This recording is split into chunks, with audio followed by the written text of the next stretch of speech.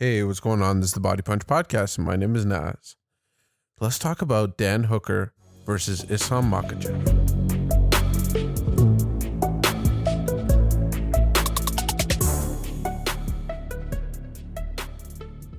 One of the big fights at UFC 267 is Islam Makhachev versus Dan Hooker.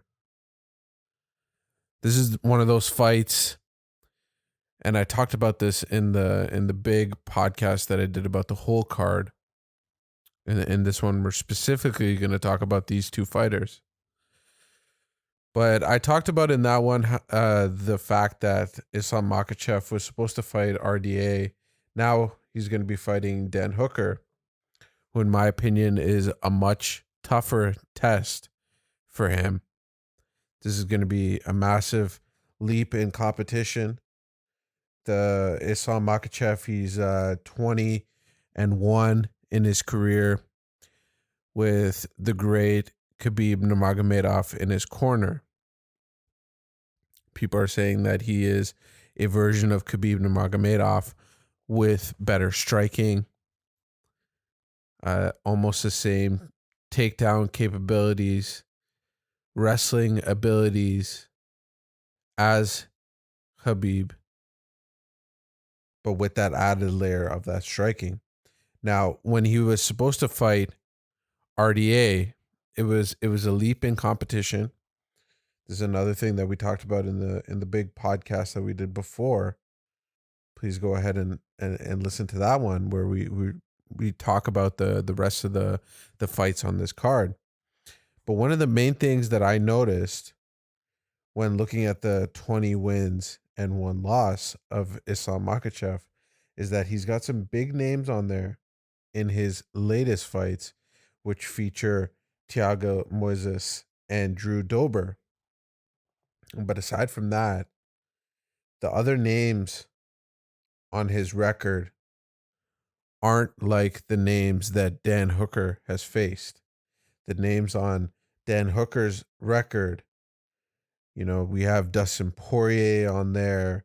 We have Nasrat on there. Even though he lost, he has Michael Chandler, Paul Felder, which he won, Ala Quinta, James Vick, Edson Barbosa, Gilbert Burns, Jim Miller.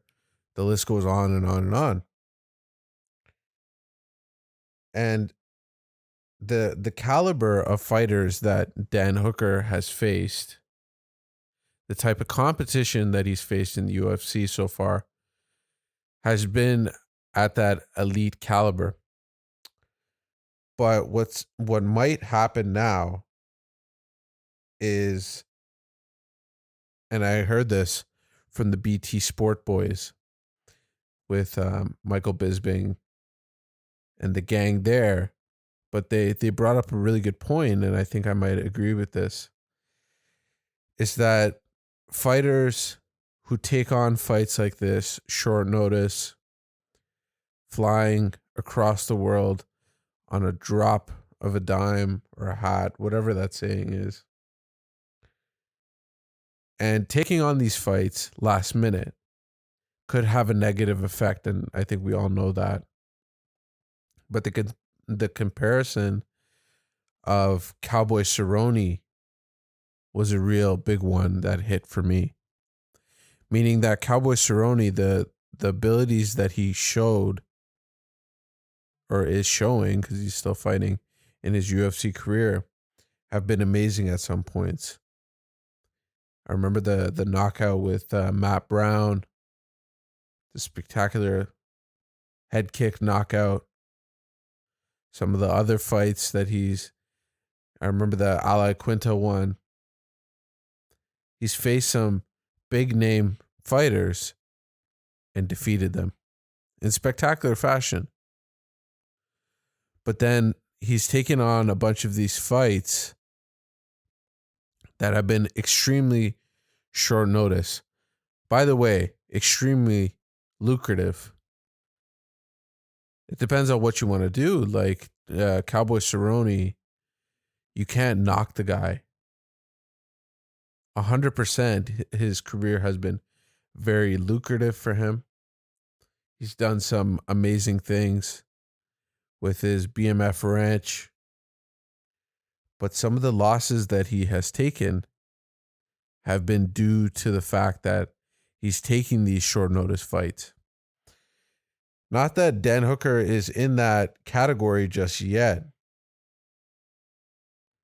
but the more and more you take on these last minute fights, and let me just preface this by saying that some of the reasons why he's had to take some last minute fights hasn't been 100% his fault. I wouldn't even say maybe even 70% or 50%. The New Zealand government, from my understanding, has made it very strict for fighters coming out of there to return. That's why you got big name fighters like Israel Adesanya and the whole city kickboxing crew thinking about moving to the States. And I think it's all but done. They just need to figure out where they want to go. And because of that, it's forced Dan Hooker and the bunch and the rest of the crew to make these adjustments in the way that they fight, make these adjustments in the way that they train, and it also affects what kind of fights they take. And that was one of the main reasons why he took this fight against Islam Makhachev. So let's look at Dan Hooker's career real quick. I went over the major fights. Let's just pinpoint a couple of them. The Dustin Poirier fight was a big one that I want to pinpoint. It was one of the first fights during COVID. And that fight showed that Dan Hooker is of that caliber. He's of the caliber of a championship fighter in the UFC. Dustin Poirier has taken out some massive competition. He's going to be facing Charles Oliveira for that 155-pound belt. And for Dan Hooker to go into war with him and last all 5 rounds, it was a total blood and guts war. Before that fight, he defeated Paul Felder, who is always game in a split decision win. And for him to take that fight with Dustin Poirier and go toe-to-toe with him, that's another thing. The fighting style that he has and that he's implemented has been one that is very aggressive. But then he switched it up for UFC 266 against Nasrat, where he implemented his wrestling. And it was funny because the reason why he implemented it wasn't, my understanding wasn't because it was his main game plan going into the fight. It was due to the fact that Nasrat was just evading him and moving around, which you saw in the fight, and wasn't engaging. So Nasrat was a little bit confused on why the fight had to go to the ground. You know, he had no choice in the matter. I'm saying it like it was an option, but he was just confused, thinking that it was going to be a stand-up battle. But it didn't end up being the case. And Dan Hooker took him to the ground. And it showed the wrestling that he has, the wrestling capabilities, which could come into play in this next fight in a defensive way.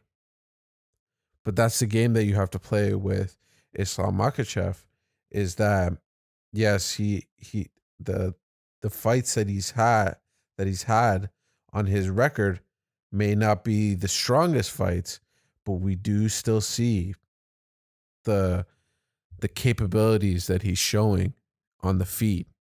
So even if you defend the takedown, you still might get knocked out. And I think this different mindset that Dan Hooker is showing, doing the smart thing, not the really aggressive thing, like what we saw in the Michael Chandler fight, which it was, stuff like that happens, but he was really stalking, going after Michael Chandler and following him around. And Michael Chandler saw that and then took advantage and went in for that amazing KO punch. Let's look at Makhachev's career. We talked about some of the fights at the beginning of the podcast, but the main ones: Drew Dober. He is no easy out for any fighter. Drew Dober is one of those fighters like Islam Makhachev that may not have the best reputation, but what we're seeing from him in the fights that he's having, the skills and the techniques that he's using are ones that show a higher level, higher competency in those specific areas. And what I'm trying to say here is that Drew Dober, Islam Makhachev may not have the level of fighters, may not have the top ranked fighters that they've fought, but the techniques that they're showing have been incredible to watch. And not many people are taking this fight with either one of these fighters. Islam Makhachev, one of his main things is that he showed the capabilities, but no one like a Dan Hooker has stepped up,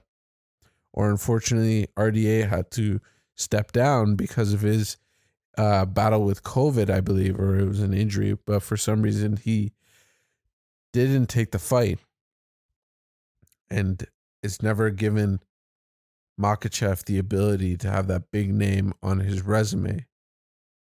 Now, I think that there's so much hype behind him, especially with the Khabib Nurmagomedov comparisons and having Khabib in his corner.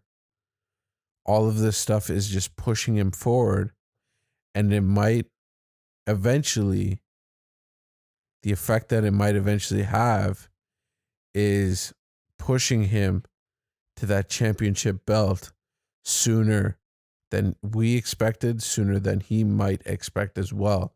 But he's not going to give up that opportunity. So maybe this Dan Hooker fight, if he does win this one, then it might be the catalyst to either give him one of the top contenders, which, Dan Hooker is already, I think he's number 5, or Islam Makhachev is number 5 or 6, or Dan Hooker is number 5 or 6. I think they're really close in the rankings. And this might be the catalyst to have him face one of the top fighters in that 155-pound division. I think he's going to go past the Tonys and the Connors and the those kind of caliber of fighters right now.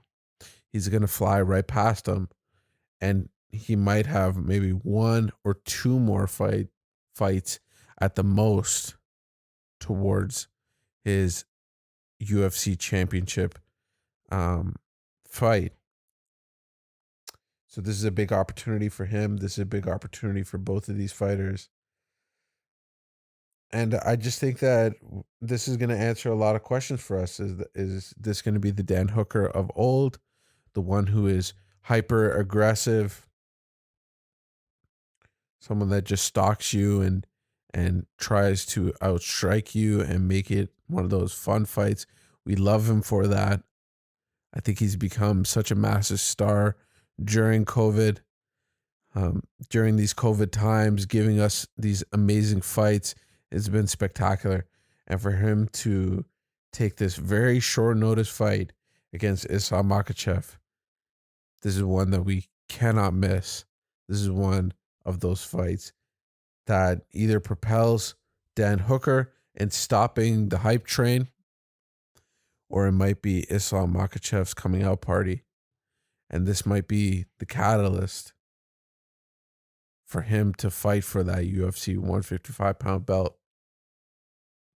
We're going to have to see what happens in the rest of the division. This is a stacked division, the 155-pound crown jewel division of the UFC. So we're going to have to see what happens. But first of all, we got to see what happens this weekend when Dan Hooker and Islam Makhachev square off in Abu Dhabi, Fight Island. Going to be a great one. So thank you for listening to this podcast. I really appreciate it. Thank you for taking the time out of your day. If you can like, subscribe, hit the bell notification on YouTube, that would be highly appreciated. Leave a comment down below. Let me know what you think of this fight. Let me know what you think of the other fights at UFC 267. If you can also like, review, hit 5 stars on the podcast network, Spotify, iTunes, all of them. You can also listen to it there. If you're listening to it anywhere else, that would be really appreciated. Thank you again. My name is Naz. This has been the Body Punch Podcast. Bye.